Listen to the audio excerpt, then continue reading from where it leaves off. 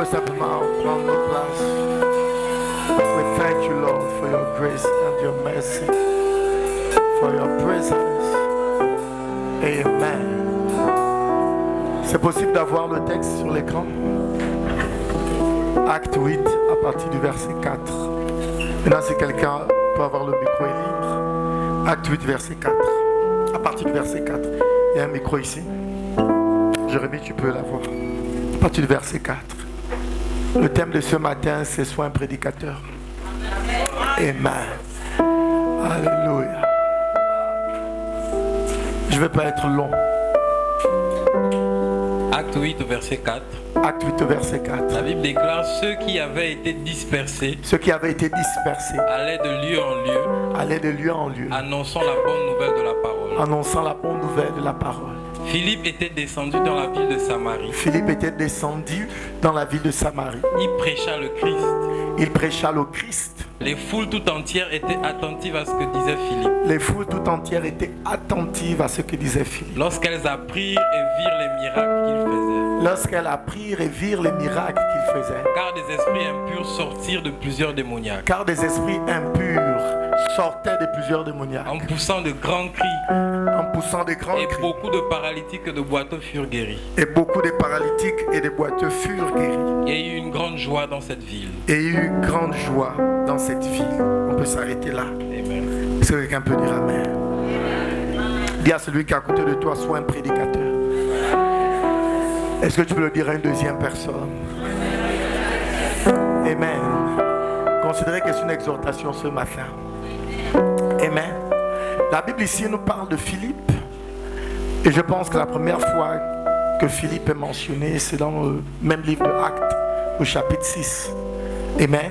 Parce que l'Église va connaître une grande expansion en termes de croissance numérique.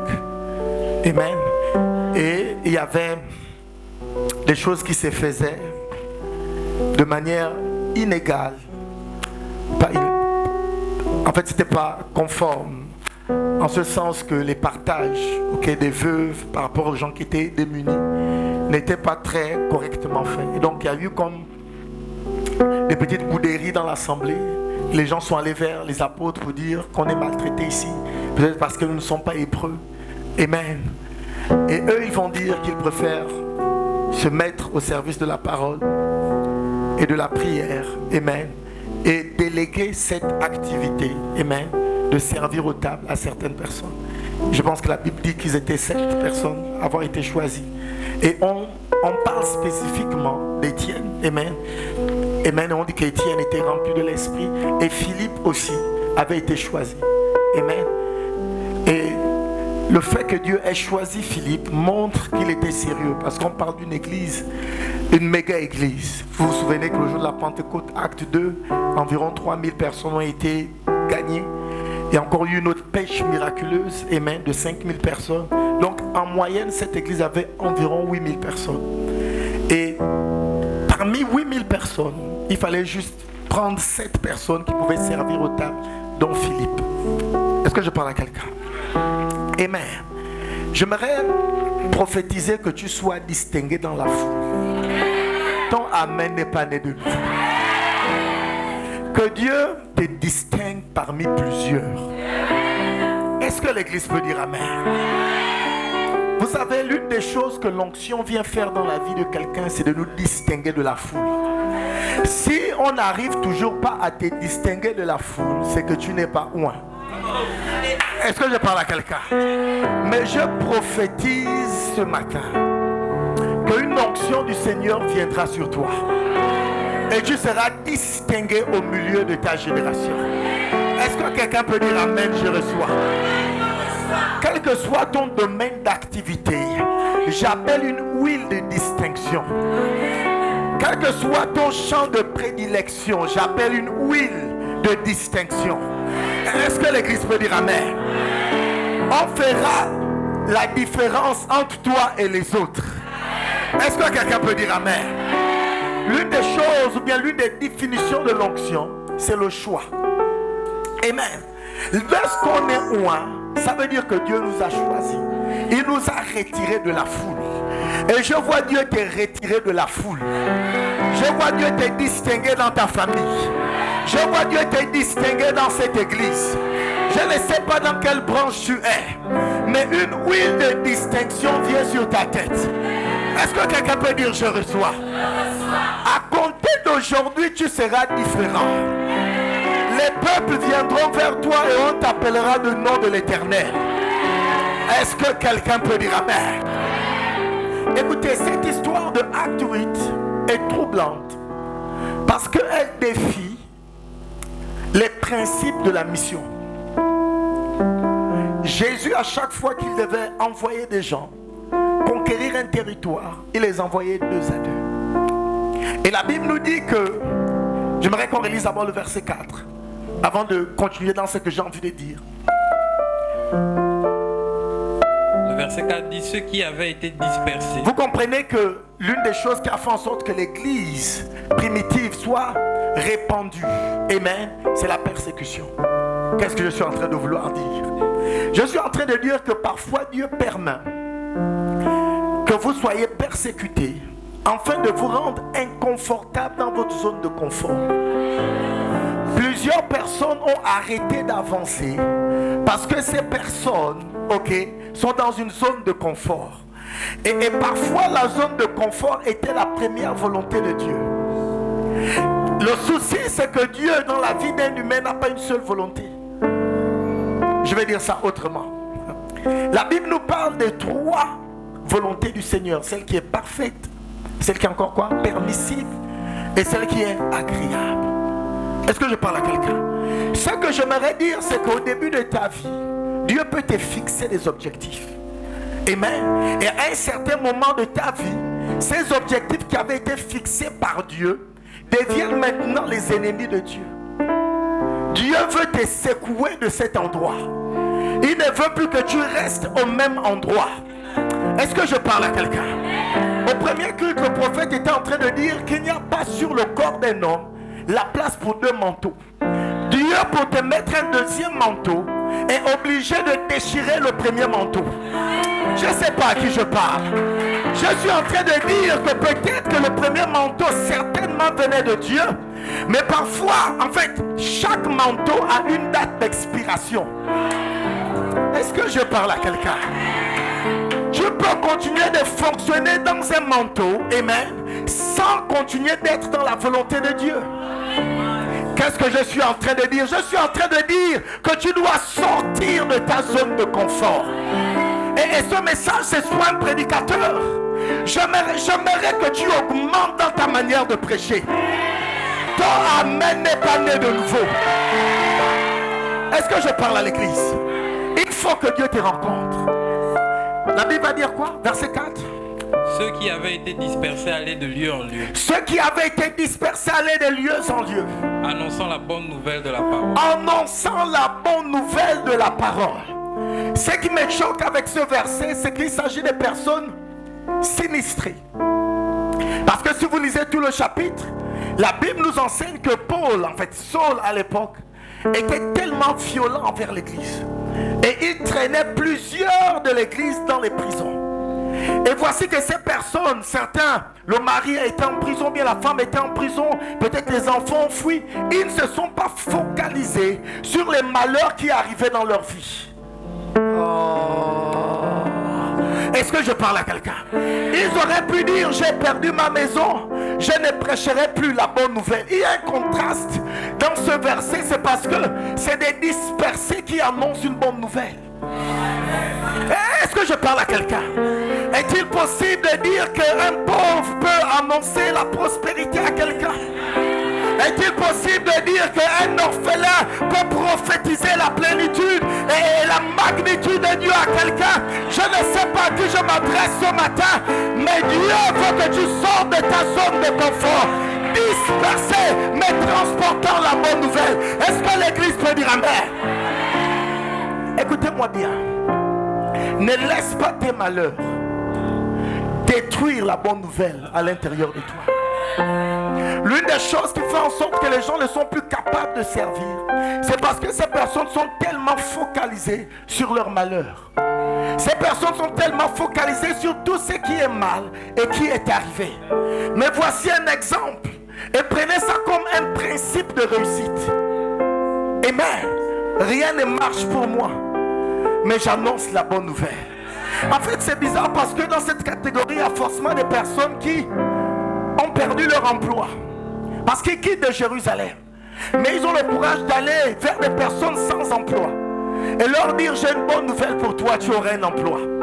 Ce sont des personnes peut-être qui ont perdu leur mari, qui ont perdu leur femme, mais qui arrivent à aller quelque part et dire, je te vois te marier. C'est peut-être des personnes dont les enfants ont été mis en prison, mais rentrent dans les familles et disent, je vois Dieu délivrer tes enfants. Je ne sais pas à qui je m'adresse ici, mais il est temps que malgré le fait que tu sois dispersé, tu annonces la bonne nouvelle. Dis à celui qui est à côté de toi, sois un prédicateur. Je ne vous ai pas entendu dire ça. Sois un prédicateur. Amen. Le verset 5 dit quoi? Philippe étant descendu dans la ville de Samarie, y prêcha le Christ. Ce verset est choquant dans l'histoire de la mission. Parce que généralement Jésus envoyait 2 par 2. Vous pouvez lire Matthieu 10. Il va prendre les disciples, il va les envoyer par 2. Et là, Philippe va aller tout seul en Samarie. Écoutez, si vous êtes venu ici pour chercher les bénédictions, je ne suis même pas dans l'humeur de vous prêcher les bénédictions aujourd'hui. Amen, Jésus revient bientôt. Voici quelqu'un qui s'appelle Philippe. La seule fonction qu'il a eue, c'était d'être diacre. Il servait aux tables. Amen. Il ne faisait pas partie des enseignants, il ne faisait pas partie des apôtres. Mais il s'est dit que j'irai seul en Samarie. J'aimerais prophétiser. Écoutez, toutes les personnes qui dépendent des autres pour entrer dans leur destinée ne rentreront jamais. S'il t'arrive de penser qu'à chaque fois tu as besoin du soutien de quelqu'un, de la présence de quelqu'un, pour faire ce que Dieu veut que tu fasses, tu ne feras jamais ce que Dieu veut que tu fasses. Il y a un bishop qui a dit ceci: si c'est Dieu qui t'a appelé, la seule personne dont tu as besoin, c'est le Saint-Esprit. Et j'ai appris que ta communion avec l'Esprit de Dieu va de manière grandissante. Est-ce que quelqu'un peut dire Amen? Mais j'ai une meilleure prophétie pour vous. Je vous vois conquérir des territoires seuls. Est-ce que quelqu'un peut dire Amen? Je te vois ouvrir des nouvelles cellules seules, implanter des nouvelles annexes seules, organiser des croisades seules. Je vois Dieu ouvrir des portes. Est-ce que l'église peut dire Amen 3 fois? Dis à celui qui est à côté de toi, en ce moment, je n'ai plus d'autre objectif que de devenir un gagneur d'âme. Seigneur, si ce n'était pas dans tes plans que je sois un prédicateur, Seigneur, toi-même tu es témoin. Beaucoup de gens ne veulent pas être prédicateurs. Est-ce que tu n'as pas besoin d'un ouvrier? Dis au Seigneur, même si je ne sens pas l'onction, même si je ne sens pas que je peux prêcher, moi aussi je vais descendre en Samarie. Est-ce que l'église peut dire Amen? Écoutez-moi bien. Dieu vous attend quelque part. L'église ne sert pas simplement à donner les bénédictions aux gens. Elle sert aussi à équiper le peuple de Dieu en vue de l'œuvre du ministère. Et je veux, écoutez-moi, Dieu compte sur nous pour ces temps de la fin. Je ne sais pas pourquoi servir Dieu devient difficile. Je ne sais pas pourquoi servir Dieu devient compliqué. Mais je prie que Dieu te rencontre. Même si tu as 16 ans, que Dieu te rencontre. Même si tu as 17 ans, que Dieu te rencontre. Même si tu as 18 ans, que Dieu te rencontre. Est-ce que l'église peut dire Amen? Que pendant ce culte, Dieu te rencontre. Vous savez, la première responsabilité qu'on m'a donnée à l'église, c'était responsable d'une cellule. Et je pense que j'avais 16 ans d'âge. 2 ans plus tard, cette cellule avait 100 membres. C'est-à-dire que j'avais 18 ans. Je ne sais pas à qui je parle ici. Arrête de dire que je suis trop jeune. Il est temps de sacrifier ta vie au service. Mais pourquoi il n'y a pas amen ici? J'ai dit, il est temps que tu sacrifies ta vie au service. Il est temps que toi aussi tu décides d'être un pasteur. Il est temps que toi aussi tu décides d'être un prophète. Il est temps que toi aussi tu décides d'être un apôtre. Sois un missionnaire quelque part. Vous savez, l'onction sans mission n'a aucun sens. Si à chaque fois vous venez ici 1 fois par mois, on a des cultes d'onction et vous repartez faire ce que vous êtes en train de faire, sans essayer de créer une opportunité pour que Dieu se manifeste, vous ne saurez jamais ce que Dieu a mis à l'intérieur de vous. L'évangéliste Daniel Kolenda va dire ceci, que tu peux te retrouver dans le même salon que Usain Bolt. Mais tant qu'il est assis dans ton salon en train de boire du soda, tu ne sauras jamais ce qu'il est capable de faire sur une piste. Mais il suffit que tu le mettes sur une piste et il va briser les records. Et le problème, c'est qu'on a plusieurs athlètes comme ça dans l'église qui préfèrent rester dans leur zone de confort et se disent que eux, ils n'ont rien à donner et ils sous-estiment tout le potentiel que Dieu a mis à l'intérieur d'eux. Mais je peux t'assurer aujourd'hui que Dieu est dans le business de recruter plusieurs personnes. C'est lui-même pendant qu'il était sur la terre qui a dit: la moisson est grande, mais il y a peu d'ouvriers. Vous pensez qu'un patron qui a de grands champs, amen, va arrêter de recruter s'il a peu d'ouvriers? Dieu est en train, il recrute toujours. Est-ce que je parle à quelqu'un? Tu n'as pas besoin d'une vision pour être recruté. Tu n'as pas besoin de sentir quelque chose pour être recruté. Qui enverrai-je et qui se lèvera pour nous? Est-ce qu'il y a des gens ce matin qui peuvent dire: Seigneur, me voici, envoie-moi? Plusieurs chrétiens veulent des grâces, mais la Bible nous enseigne que la seule espérance qui nous a été donnée, c'est celle de notre vocation. Vous savez ce que ça veut dire? Tant que tu n'es pas dans ta vocation, ce sera difficile pour Dieu de te bénir. Et l'une des définitions du péché, du mot grec amathéo, c'est manquer le but. Et plusieurs personnes ne pêchent pas de manière physique, mais ne sont pas dans l'objectif de leur vie. Et c'est l'un des gros problèmes à l'église, parce que plusieurs personnes viennent et veulent devenir comme tout le monde. Je vais dire ça autrement, plusieurs personnes viennent à l'église et plusieurs ne sont pas concernés par le service. Mais écoute, Dieu veut changer l'histoire de ta famille. Et il va le faire qu'en t'utilisant. Le premier sacrifice que Dieu demande à un homme, c'est son corps. C'est pas son argent. Il est temps que tu donnes ton corps à Dieu. Nous sommes dans Hébreux 10 et la Bible nous enseigne que Dieu a formé un corps à Jésus afin que Jésus vienne sur la terre pour faire sa volonté. Écoute, tu n'as pas ton corps pour juste faire la beauté. Ce corps que tu as, c'est pas juste pour bien le vêtir ou bien pour manger. Ce corps est une enveloppe afin que tu fasses la volonté de Dieu. Et plusieurs chrétiens fuient l'église, ils disent: Dieu n'agit pas. Je ne sais pas de quel Dieu tu parles. Le Dieu que je sers n'a pas cessé d'agir.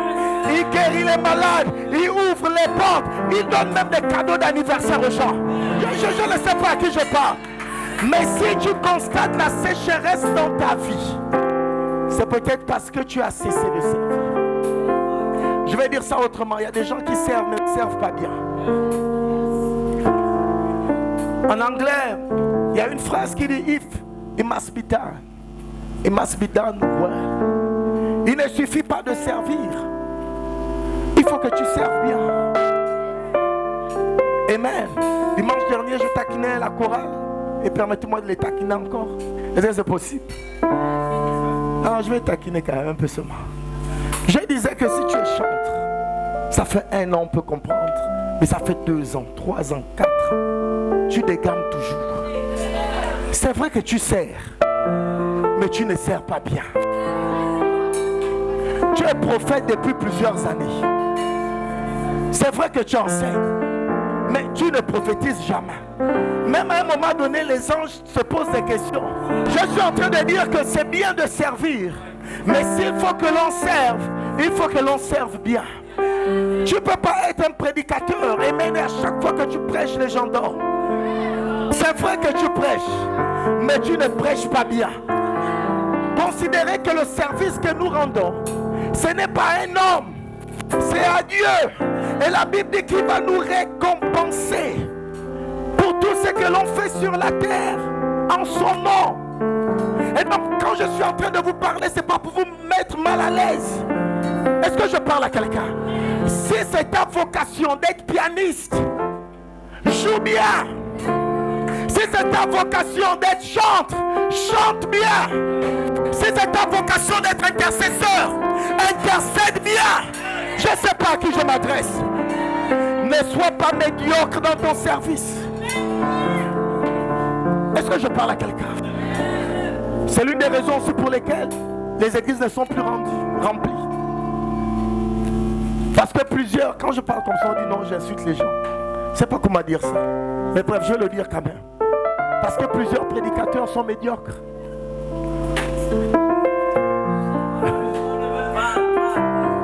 Amen. Amen. Que la puissance de Dieu vous rencontre. Ton amen n'est pas né de nouveau. Il y a celui qui est à côté de toi à partir d'aujourd'hui. Si je dois servir, je dois bien servir. Amen. Philippe est allé seul en Samarie.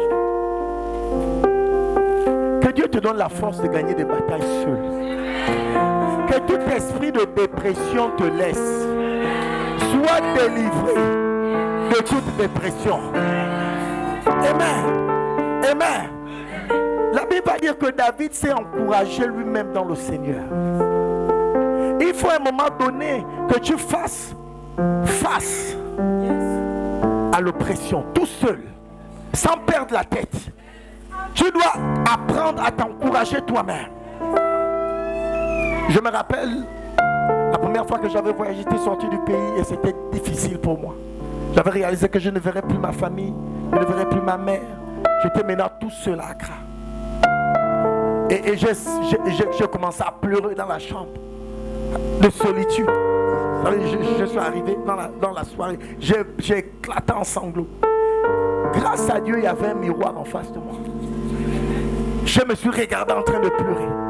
J'ai dit non, je suis en train de devenir vilain. Et j'ai éclaté de rire. Que tu ris au milieu de ton oppression. Ton amen n'est pas né de nouveau. Que Dieu change tes pleurs en cris de joie. Amen. Dis à celui qui est à côté de toi, Dieu n'est pas le père des peureux.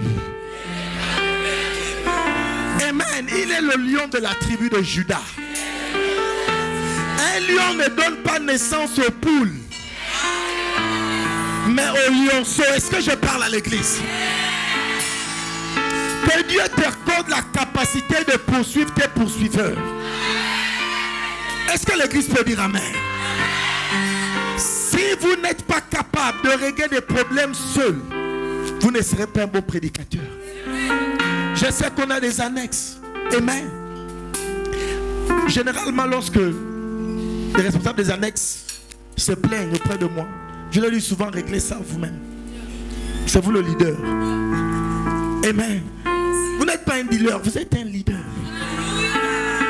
Quelqu'un t'embête dans le système, tu le sanctionnes, tu le bousilles. Est-ce que je parle à quelqu'un? Dis à celui qui est à côté de toi, sois fort. Vous savez, pour être leader des gens, écoutez-moi bien, pour être leader des gens, l'une des choses que vous devriez apprendre, ce n'est pas avoir froid aux yeux. Si vous êtes le type de leader qui considère tout ce que le peuple dit, vous n'avancerez jamais. Amen. Et un leader ne doit pas avoir peur. Écoutez ce que Dieu va dire à Jérémie, il a 17 ans. Il dit, je t'envoie vers les peuples. Parle avec eux. Jérémie dit, non, je suis jeune, j'ai peur. Il dit, ne dis plus jamais ça. Si tu dis encore que tu as peur, moi-même Dieu, je te ferai trembler devant tes ennemis. Écoutez-moi, ça ne peut pas continuer comme ça. Amen. Dieu t'établit sur des gens, tu ne peux pas faire des reproches. Vous savez, les Mr. Nice, vous comprenez l'expression Mr. Nice? Les leaders sont toujours gentils, toujours en train de sourire. Ils ne veulent pas frustrer les gens. Ils détruisent l'église. Parce que l'église est pleine des enfants de Satan. Si Jésus a eu un Judas, à plus forte raison, toi et moi. Mais si tu es toujours Mr. Nice, quelqu'un arrive en retard, quelqu'un sèche la réunion, je t'appelais là, tu n'étais pas là pourquoi? Tu es une poule ou bien tu es un lion? On ne dirige pas le peuple seulement avec la carotte, mais aussi avec la chicotte. Vas-y. Amen. Le verset suivant dit quoi? Verset 6. Les foules tout entières étaient attentives à ce que disait Philippe. Les foules tout entières étaient attentives à ce que disait Philippe. Que Dieu te bénisse avec des foules. Écoutez, ce message, ce n'est pas pour tout le monde. Désolé si vous vous ennuyez. Je m'adresse à ceux qui veulent prêcher. Que Dieu vous bénisse avec une grande foule. Amen. Qui te bénisse avec une foule de 1000, de 5000. Pourquoi je n'entends pas amen? Qui te bénisse avec une foule de 10 000, de 20 000, de 50 000, de 100 000. Est-ce que quelqu'un peut dire amen? L'une des plus grandes croisades de Renard Bonke, il y a eu 6 millions de personnes. Que Dieu te donne ce genre de croisade. Vous savez, il y a certaines prophéties qui ne pourront pas s'accomplir au Gabon à cause de la démographie. Amen. Mais ne pensez jamais que Dieu vous a juste appelé pour le Gabon. Tu prêcheras devant 1 million. Est-ce qu'on peut augmenter le nombre? Tu prêcheras devant 3 millions. Tu prêcheras devant 10 millions. Est-ce que quelqu'un peut dire amen, je reçois? Que Dieu t'ouvre des portes incommensurables, des portes inespérées. Vous savez, pendant que je vous prêche sur le fait de devenir un prédicateur, je suis en train de vous montrer la meilleure voie de la prospérité. Vous qui ne voulez pas servir, ne critiquez pas les autres demain.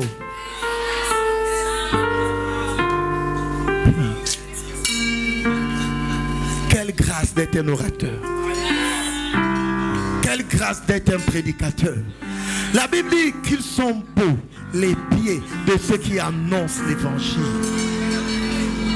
Ce n'est pas les pieds de Mami Wata, mais les pieds de ceux qui annoncent l'évangile. Merci pour ta pédicure, mais on veut ceux qui annoncent l'évangile. Écoutez-moi bien, c'est très prophétique ce que je suis en train de dire. Jésus cherche une armée. Et Jésus me demande de vous demander ce matin, est-ce qu'il peut compter sur vous? Écoutez, il est temps que vous vous levez. Amen. Que Dieu vous donne les foules. Que Dieu vous donne les foules. Amen. Les responsables des cellules. Que Dieu vous donne les foules. Qu'au travers de votre cellule initiale, 30 autres cellules naissent. Est-ce que je parle à quelqu'un? Il y a celui qui est à côté de toi pour que la foule soit attentive à ce que tu dis. Il faut deux choses. Première chose, l'onction. Deuxième chose, prêche bien. Est-ce que je parle à quelqu'un? Amen. Que Dieu t'accorde l'onction. Et que Dieu t'accorde la capacité de bien prêcher. Est-ce que l'église peut dire amen? La suite dit quoi? Lorsqu'elles apprirent et virent les miracles qu'il faisait, je reprends le verset 6. Les foules tout entières étaient attentives à ce que disait Philippe. Ok. Lorsqu'elles apprirent et virent les miracles qu'il faisait. Lorsqu'elles apprirent et virent les miracles qu'il faisait. Demande à ton voisin, quel genre de miracle tu fais? On est fatigué, on est fatigué. Dis-lui, tu nous stresses depuis que tu pries en langue là. Il n'y a aucun miracle, on est stressé, on ne sait plus si c'est vraiment Dieu ou ce n'est pas Dieu. Combien se rappellent qu'il s'agit d'un diacre et que c'est après cette expérience qu'on va l'appeler évangéliste? Dis à celui qui est à côté de toi, change de fonction. Change de fonction. Vous savez, les hommes peuvent vous qualifier pour une position, mais si vous décidez de manifester ce que Dieu a mis au-dedans de vous, vous allez changer de position. Pour Pierre, Philippe était diacre. Pour Dieu, c'était un évangéliste. Mais jusqu'à ce qu'il manifeste l'évangéliste, les apôtres n'auraient pas cru à son ministère. Est-il possible de suggérer qu'on reçoit le ministère avant d'être ordonné? Et que pour être ordonné, il faut manifester les fruits de ton appel. On n'ordonne pas quelqu'un qui ne manifeste rien, parce qu'on n'est pas prêt à investir sur une terre qui ne semble rien produire. Est-ce que je parle à quelqu'un? Pour que tu sois pasteur ordonné, sois déjà pasteur. Pour que tu sois ordonné prophète, sois déjà prophète. Pour que tu sois ordonné apôtre, sois déjà apôtre. Est-ce que je parle à l'église? Dis avec moi, je vais rentrer dans ma destinée. Écoutez-moi bien, il n'y a pas une meilleure porte pour réussir dans la vie que d'embrasser son appel. Et vous savez, moi aussi, il y a plusieurs années, j'étais assis. C'est ici là que vous me faites prêcher tout le temps. Mais il y a plusieurs années, moi aussi, j'étais assis. Et les gens disaient, Dieu cherche quelqu'un. Et à chaque fois, je me disais, est-ce que je vais passer à côté de l'appel de Dieu? Ça m'a toujours fait peur de perdre ma vocation. Au point où ma vocation est devenue plus importante que mes études. Ça veut dire que je faisais des études par formalité, pour honorer mes parents. Mais au-dedans de moi, le véritable succès, c'était d'être un prédicateur. Est-ce que je parle à quelqu'un? Et donc j'ai terminé mes études, j'ai terminé mon master. Et quand j'étais en âge, j'ai fait asseoir mes parents. J'ai dit, moi, le monde séculier, je ne suis plus dedans. Je veux vivre pour le Seigneur. Et aujourd'hui, ça me fait mal que même ceux qui sont ordonnés, qui sont pasteurs, fustigent ce métier. Donne l'impression aux gens que être pasteur, c'est être misérable, c'est être un mendiant. Ça, c'est peut-être parce que vous n'êtes jamais sorti du Gabon. C'est peut-être le Gabon qui vous renvoie cette image. Écoutez, il y a des gens comme le bishop Tag, le bishop Adjin. Le bishop Adjin, il y a une université au Ghana qui a fermé. Il a racheté l'université. De quel type de pasteur me parles-tu? Je ne sais pas quel genre de pasteur tu as rencontré. Mais si dans ton environnement immédiat, il n'y a pas de bon modèle, bénis Dieu pour l'internet. Je ne sais pas à combien de personnes je dois dire ça. Il n'y a aucune vocation plus grande que celle du sacerdoce. La Bible va nous enseigner que le peuple d'Israël va venir chercher Jésus pour l'établir comme roi, parce qu'il avait multiplié le pain. La Bible va dire qu'il va fuir la foule. Il va préférer rester prédicateur que d'embrasser la carrière de la royauté. Je ne sais pas à qui je parle ici, mais ne me voyez pas comme quelqu'un qui pense avoir raté sa vie. Je suis en plein pied dans ma destinée. Et moi, mon désir, c'est de briller au ciel. Non pas forcément devant les hommes, mais de repartir au ciel. Et Jésus va me recevoir et va dire, fidèle et bon serviteur, rentre dans ma joie. Je ne suis pas contre les chrétiens qui font la politique. Mais de vous à moi, c'est risqué. La probabilité que vous perdez, que vous soyez corrompu est grande. Mais bref, je ne veux plus rentrer dans ce débat. Tu sens que c'est ton appel. Amen. J'ai discuté avec un frère, je pense hier. Il me parlait de l'argent, la puissance de l'argent. Combien de fois on a besoin d'argent à l'église? Que l'église va régner par l'argent. La première chose que je lui ai dit, c'est... Je lui ai dit, c'est sûr que quand il va suivre la vidéo, là, il va savoir que c'est lui que je parle. Il ne faut pas couper, il faut qu'il lise. Il faut qu'il voit. Je lui ai dit, je ne sais pas ce que tu recherches dans ma bouche. Je ne suis pas le type de pasteur qui va t'encourager dans les histoires d'entrepreneuriat et de politique. Ce n'est pas ma vocation. Moi, je suis un apôtre. J'ai bâti les églises. Je cherche les missionnaires. Je ne cherche pas les entrepreneurs. Je cherche les gens avec qui on peut s'asseoir et on va planifier comment faire une croisade. Après, il m'a sorti, mais c'est l'argent, la puissance de l'église. J'ai dit non, ça n'a jamais été ça. La puissance de l'église, c'est le Saint-Esprit. Vous savez, l'un des miracles que vous devriez constater dans cette église, c'est qu'on peut compter le nombre de personnes qui travaillent. Mais combien ici ont déjà été harcelés, que je vous ai appelé? Ben voilà, combien? Vous devriez comprendre qu'il y a une source intarissable qui ne dépend pas de ta dîme et de tes offrandes. Vous devriez comprendre que Dieu est plus grand. Sois un prédicateur. J'ai dit sois un prédicateur. Moi je ne sais pas quel autre message je peux vous prêcher. Chacun ne peut que donner ce qu'il a. Ce que Dieu m'a donné sur le ministère, vous attendez à quoi? Bon, lui il est ingénieur en télécom. Peut-être qu'il va venir vous dire non, le câble rouge, le câble tout ça. Et je prophétise, vous aurez des câbles. Moi je ne peux pas vous dire ça. Le message que je comprends, c'est la puissance de Dieu. Le message que je comprends, c'est l'importance de l'église, l'importance de la sanctification. Et si je suis votre leader, ayez confiance en ce que Dieu m'a dit. J'ai un fils à Accra, Ernest Bediako. Il va vous dire, parce que quand Ernest est venu à l'église, païen à bloc. 5 ans, il n'allait plus à l'école. J'ai prophétisé. Un oncle, en fait l'ami de son père ou de sa mère, a eu son numéro, je ne sais pas comment. Ça faisait 5 ans, il avait eu le bac, 5 ans. Il ne pouvait pas aller à l'école. J'étais à une réunion et je prophétisais qu'avant la fin de ce mois, il restait 2 semaines avant la fin du mois. Il y a quelqu'un ici, tu n'as pas d'argent pour l'école. Dieu te donne l'argent. Il a dit, comme je n'ai pas prononcé de nom, il a dit que c'est lui. Il a reçu un prophète.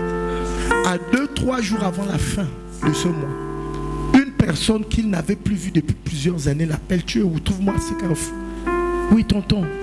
Il dit, tu fais quoi dans la vie? Non, je suis là, j'ai pas d'argent et tout, maman est décédée, etc. Il a pris un chèque. Il a dit, mets le montant dont tu as besoin. Je prophétise au nom de Jésus.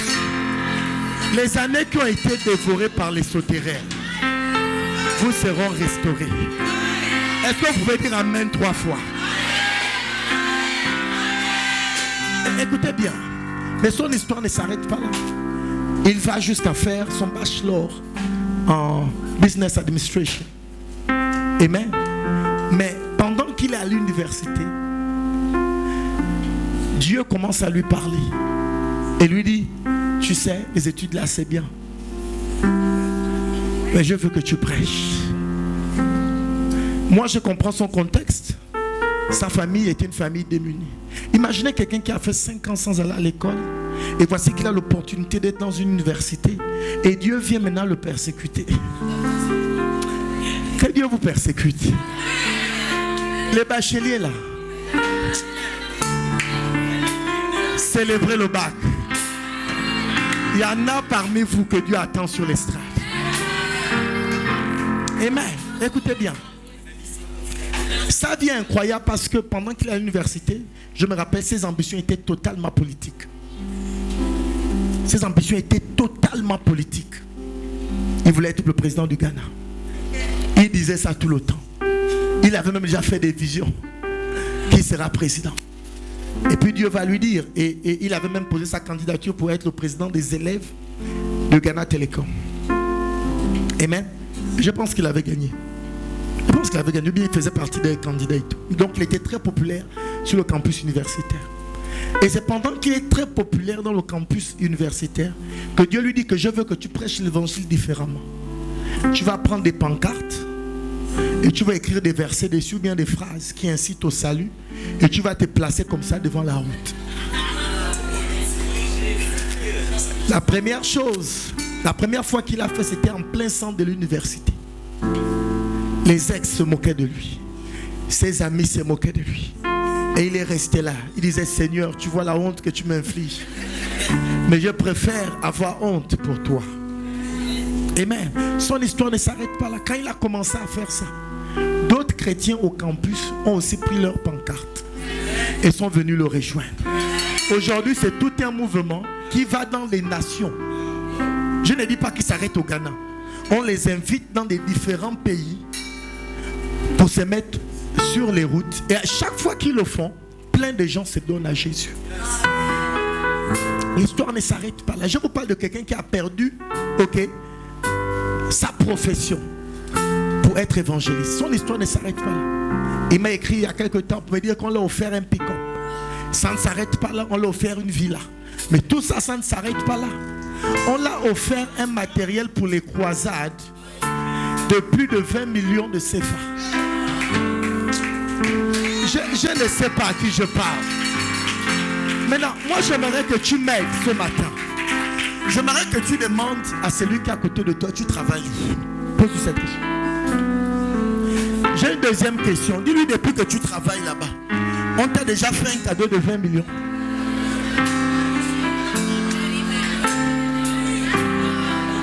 La réponse est quoi? Dis à celui qui est à côté de toi, si tu embrasses le plan de Dieu, tu seras choqué de ce que Dieu fera dans ta vie. Est-ce que quelqu'un peut dire amen? Sers le Seigneur. Le verset suivant dit quoi? Lorsqu'elle a pris et firent les miracles. Car des esprits impurs sortirent de plusieurs démoniaques. En poussant de grands cris, beaucoup de paralytiques et de boiteux furent guéris. Amen. Que ce genre de signes, de miracles t'accompagnent.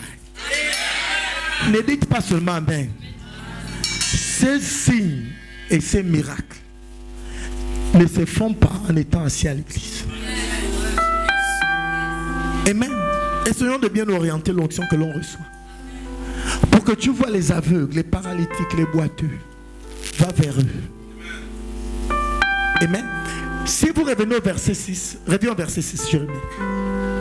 Verset 6, la Bible dit, les foules tout entières étaient attentives à ce que disait Philippe. Lorsqu'elles apprirent et virent les miracles qu'il faisait. Cela veut dire que lorsque Philippe prêchait qu'il n'y avait pas de miracle, la foule n'était pas attentive. C'est dès que Philippe a commencé à faire des miracles que l'attention de la foule a été tournée vers lui. Qu'est-ce que je suis en train de dire? Je suis en train de dire qu'il n'y a pas de succès dans le ministère sans puissance. Vous voulez être pasteur, vous voulez être prophète, vous voulez être un homme de Dieu, cherchez la puissance. Ça doit être un focus permanent. Est-ce que je parle à quelqu'un? Arrêtez de faire partie des orateurs qui disent on est fatigué, les gens tombent, les gens ne changent pas. Les gens changent. Les gens changent. Combien de fois on a vu des gens être guéris? Après qu'on ait prié pour eux, ils sont tombés et tout. Écoutez, lorsque vous avez ces convictions, c'est Satan qui vous a convaincu. Je me rappelle d'un frère au département jeunesse. Il critiquait à chaque fois nos réunions. Quand les gens tombaient, il critiquait. Non, le plus important, c'est l'enseignement. Le plus important, c'est... Mais vous voyez, quand quelqu'un te critique sur quelque chose, c'est qu'il veut ça. Est-ce que vous me suivez? Il veut ça, mais il ne sait pas. Et puis, on a dit, ok, toi tu nous critiques, tu vas en toi l'enseignant. On a remarqué que ces réunions, au lieu de se limiter maintenant aux enseignants, Et donc il priait maintenant pour les gens et les gens tombaient. Et nous aussi on l'amenait après. Vous dites, mais c'est toi l'enseignant. Reste dans l'enseignement. Et il disait non. On vous aime à cause des miracles, des signes et des prodiges. Je vais dire ça autrement. Une fois j'ai demandé à une soeur en Christ si elle pouvait épouser un frère qui est en plein temps dans le ministère. Vous voulez connaître la réponse qu'elle m'a donnée? Combien veulent connaître la réponse?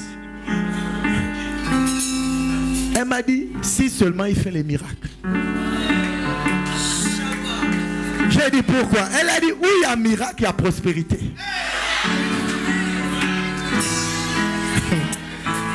Donc, même les jeunes qui veulent servir Dieu, je suis en train de vous apprendre que parmi les critères, parfois, elles n'ont pas un problème avec le fait que tu veux faire le ministère, mais il n'y a pas les miracles. Vous savez, pour que mon épouse accepte que je sois en plein temps, je vais vous dire, ne vous inquiétez pas, je vais vous dire. Je pense qu'elle a constaté d'elle-même que ce bon monsieur que je vais épouser, il s'en sort mieux dans le gaspillage. Elle m'a dit, je ne peux pas t'imaginer passer toute ta journée dans un bureau devant l'ordinateur. Moi aussi, je ne m'imagine pas. Je vais ouvrir une brèche. Pourquoi ceux qui sont dans les bureaux, et parfois, je sais que vous n'allez pas avouer, parfois ce que vous faites dans les bureaux, c'est juste les photocopies et des signatures. Mais parce que vous vous levez le matin et allez au travail, vous pensez que vous travaillez plus qu'un pasteur. Et parfois, vous arrivez à vous mettre sur Facebook pour dire non, les pasteurs, ils travaillent ou des paresseux comme ça. Mais si on vérifie exactement ce que toi tu fais au travail, les photocopies, ils jouent au Zuma, en fait, ils ne font rien.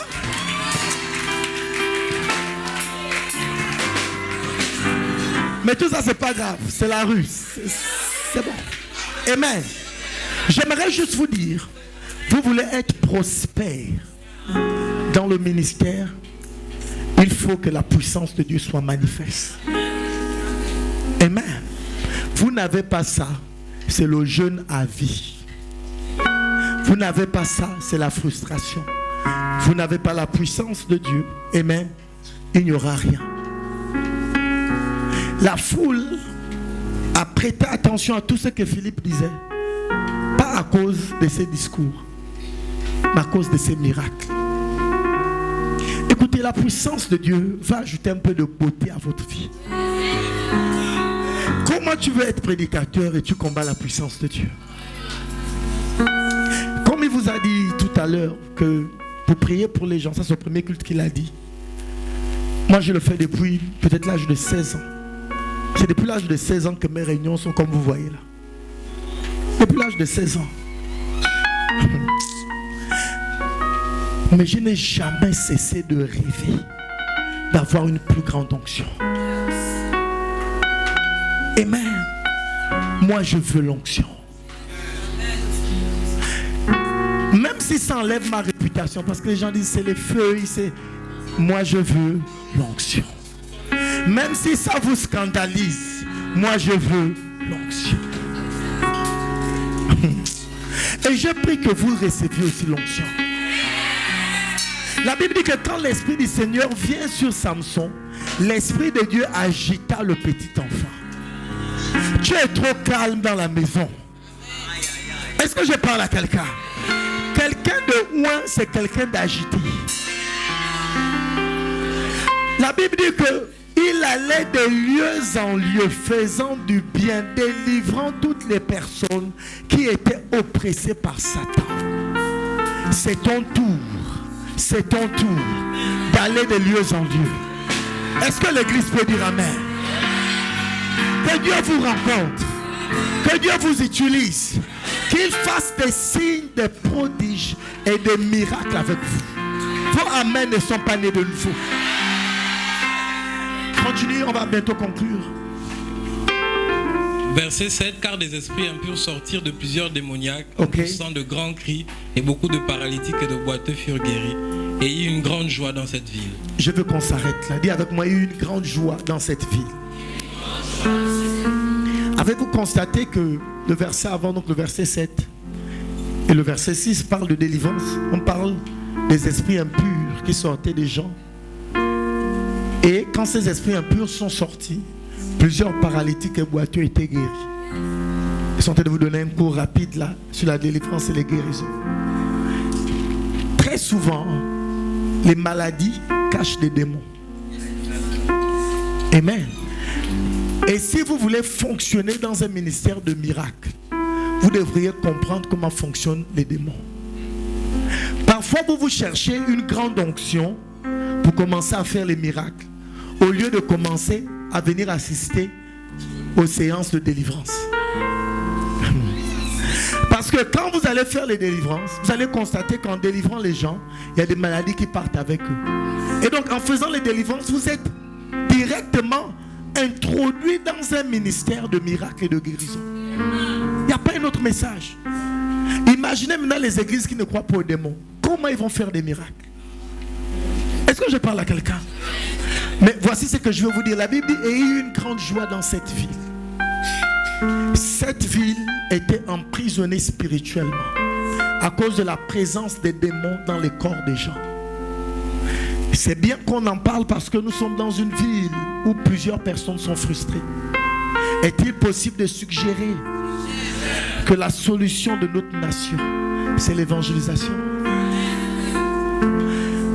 Écoutez, vous voyez juste des systèmes politiques, mais il y a des systèmes spirituels qui contrôlent les systèmes politiques qui sont établis.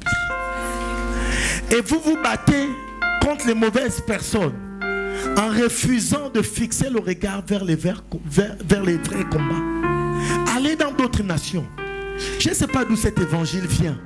Mais il faut que les chrétiens soient dans toutes, soient tous des présidents, des DG. Je ne sais pas où l'évangile la sort. Les apôtres, la Bible dit qu'ils ont bouleversé le monde sans être directeurs généraux, etc. Le monde n'a jamais changé.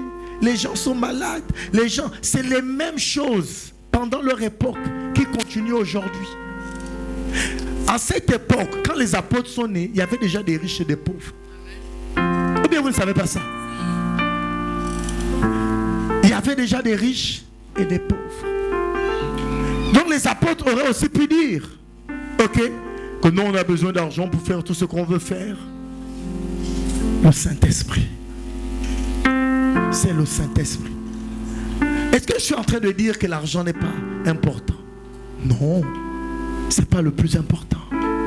La Bible dit que la terre était informe et vide et le Saint-Esprit survolait au-dessus des eaux. Quand tout est informe et vide, on a besoin du Saint-Esprit. Est-ce que je parle à quelqu'un? Si ta vie est informe et vide, tu as besoin du Saint-Esprit. Arrête de chercher des connexions qui vont te corrompre. Cherche le Saint-Esprit. Si tu peux emmagasiner la présence de Dieu à l'intérieur de toi, tu vas attirer vers toi des opportunités. Est-ce que je parle à quelqu'un? Il n'y a pas d'autre secret. Il n'y a pas d'autre secret. Sers Dieu. Prêche. Et tu vas changer les nations. Les entrepreneurs n'ont pas pu changer les nations. Il y a beaucoup d'entrepreneurs. L'église aujourd'hui veut copier le système de Mammon.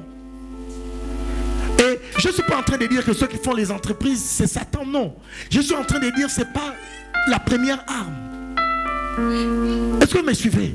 Et donc, on ne peut pas faire de tous nos ouvriers que Dieu veut sur le champ des entrepreneurs.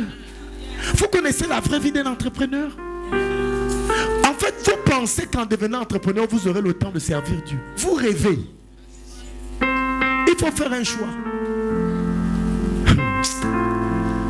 Ou bien si c'est peut-être entrepreneur, tu veux vendre des gâteaux là. Si c'est ça, oui, tu vas venir aux réunions. Mais si c'est l'entrepreneuriat qui parle des milliards, on ne te verra plus à l'église. Tu viendras en Noël. Oh pasteur, on a un peu pensé à l'église, voici les dons. Bye bye. Il est entre 5 avions par semaine. Ça c'est notre réalité. Je ne veux même pas parler des politiciens. Moi, dès qu'un frère me dit qu'il fait la politique, dans mon cœur, je sais déjà au revoir. On l'a déjà perdu. Il n'y a rien à faire, on l'a perdu depuis longtemps. On l'a perdu. Amen. Servez le Seigneur. Ne négligez pas la puissance de la prédication. Est-ce qu'on a appris dans l'histoire que les entrepreneurs ont changé le monde? Dans les histoires de réveil, c'est la prière et l'évangélisation. Votre problème, c'est que vous voulez être ceux qui font l'histoire. C'est ça le souci. Vous voulez qu'on dise que tel était devenu président de la République et il faisait partie de telle église. Et grâce à lui, l'église du Gabon est sortie de ceci et de cela. C'est plus les honneurs de l'histoire que vous cherchez. Parce que si vous vous confiez véritablement à l'Éternel, vous ne pouvez pas savoir ce qu'un groupe d'intercession peut démolir dans une nation. Amen. Et je pense que l'objectif, ce n'est pas toujours de les changer, c'est de les gagner. Est-ce que c'est pas ça le problème? Amen. Aujourd'hui, avant que je n'ai pris pour nos bacheliers, c'est les violents qui s'en emparent. Amen. Et j'aimerais qu'on acclame pour tous nos élèves ici. Amen. C'était avec fierté que je mettais sur mon statut. Alléluia. Amen. Amen. Amen. Dieu vous bénira. Vous n'avez pas entendu ce que j'ai dit. Dieu vous bénira. Que Dieu ouvre des portes pour le ministère. Amen. Que Dieu ouvre les portes pour le ministère. Que les nations entendent parler de toi dans le nom de Jésus. J'aimerais qu'on m'apporte l'huile. Écoutez, que les nations entendent parler de vous. On ne peut pas chanter ce chant pendant qu'on fait l'exercice du ministère.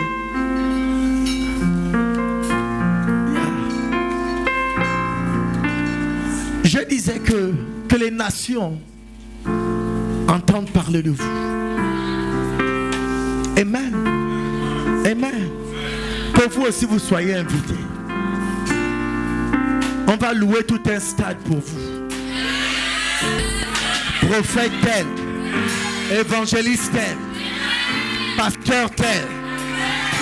Est-ce que l'église peut dire amen? Un jour on m'a invité à Accra prêcher. Et j'étais dans la voiture et j'allais vers l'église où je devais prêcher. À ma grande surprise, j'ai vu une grosse banderole. J'ai dit, mais le monsieur sur la banderole me ressemble. On s'est approché. C'était moi. J'ai dit, ça ne peut pas être vrai. Vous recevrez aussi cette grâce au nom de Jésus. C'est pour prier pour toi que j'ai demandé lui. Oh, prends mon âme. J'aimerais que tu lèves les mains vers le ciel et tu pries. Dans cette atmosphère, j'aimerais juste que tu pries en langue. Prie de telle sorte à ne pas déranger celui qui est à côté de toi. Kamaha. Oh, prends mon âme.